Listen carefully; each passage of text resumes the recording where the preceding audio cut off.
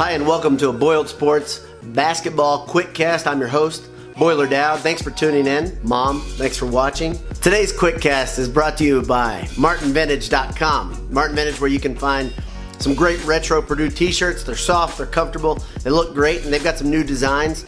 Check them out, MartinVintage.com, where if you enter Boiled at checkout, you get 20% off your order. Purdue's ranking is going up steadily. They're 17th in both human polls, and they're moving up even a little bit in the computer polls. Today, the Boiled Sports Composite ranking puts them at 12.2, a solid place. I think that's probably about where they belong, where they deserve to be, and I think that's actually where they'll end up this season. I think they'll be a top 15 team when the whole thing's said and done. But why have they gotten here? Well, obviously winning 6 straight is helpful. But really the bigger question would be, why did they lose those 2 games in the Bahamas? Sure, Tennessee is now ranked. They're 20th in both polls.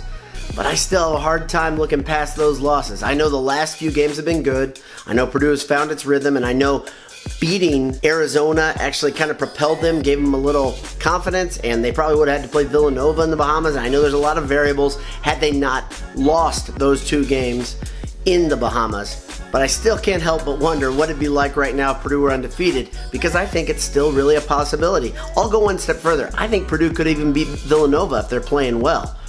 This Purdue team's good. We've said it before. They're an interesting team. They're unlike a lot of Purdue teams we've seen. 4 seniors is something that doesn't grow on trees. And having that sort of leadership is really important. It's showed this season. Those seniors keep playing well. There's no doubt about that. Haas playing well and getting into rhythm has helped Purdue really propelled to a new height as he's consistently made smarter shots, played harder, really bodied up. There was a great picture in Dave's post yesterday or last night during the game where Haas was literally being hung on by 2 players. And I know we see that a lot, but you don't see much photographic evidence of it very often.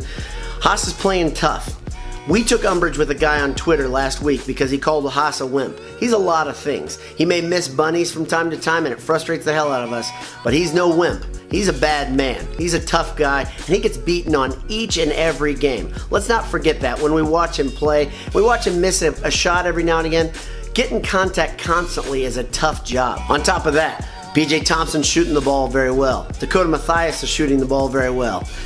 And Vince Edwards has started rebounding like a monster. He looks really tough on the glass. His effort, his quiet effort, is really becoming a leadership role that I'm glad to see he stepped into. It's great for the team. It's imperative for the team, actually. And maybe that's part of the reason they've gone on this tear. So those 2 losses I just talked about a minute ago, Vince Edwards was kind of nowhere to be found in a couple of those games, right? I mean, he may have had double digits in scoring, but he really wasn't anywhere in the closing minutes of them, and he wasn't crashing the glass. He is now crashing the glass. He's hitting it hard, and even when he's being blocked out, he's fighting for the ball, a little like his old buddy. Oh yeah, what about Carson Edwards?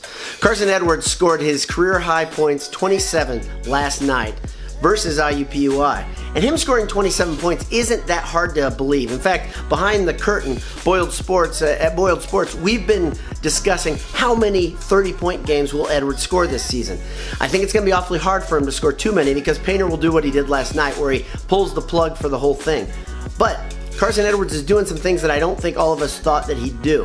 We all thought he could score. We all thought he could fill it up. We thought it'd be a combination of drives and 3-pointers that would get him there.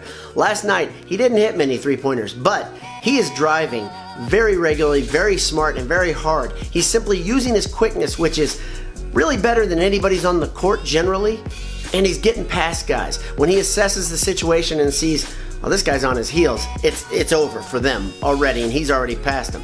Plus, he's finishing awfully strong. For a little guy like he is, he takes contact about as well as anybody in America. The supplemental parts are pretty good too. Look at Ryan Cline, a really different guy if you really want to get right down to it. He's driving now, he's fighting for loose balls, and he's actually turning down 3-pointers even when they're open if they're not in rhythm with the offense. And that's been huge. We saw it last night. He had a couple key plays. One of them was where he passed up a 3. Even though the shot clock was going down, gave it over to Thompson, and Thompson drained it when he was wide open.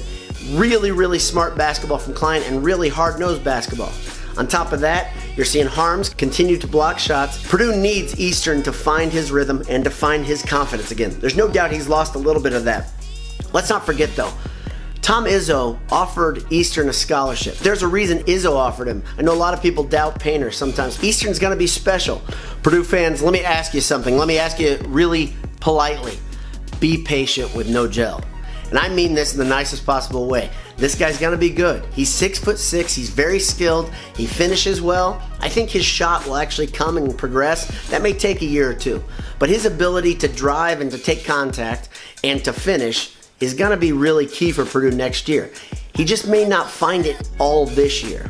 I think it's gonna be extremely important in the coming seasons. But right now, he's a bit of a work in progress. I have a lot of faith that he's gonna do something big later, and I have a lot of faith in the system that's around him. Let's all pump the brakes when we're getting on No Gel Eastern for not being great right out of the box. I know we've gotten some good surprises. Carson Edwards and Harms specifically have both been immediate impact players, but Eastern will be that guy. Thanks for tuning into the Basketball QuickCast here on BoiledSports.com. BS all the time.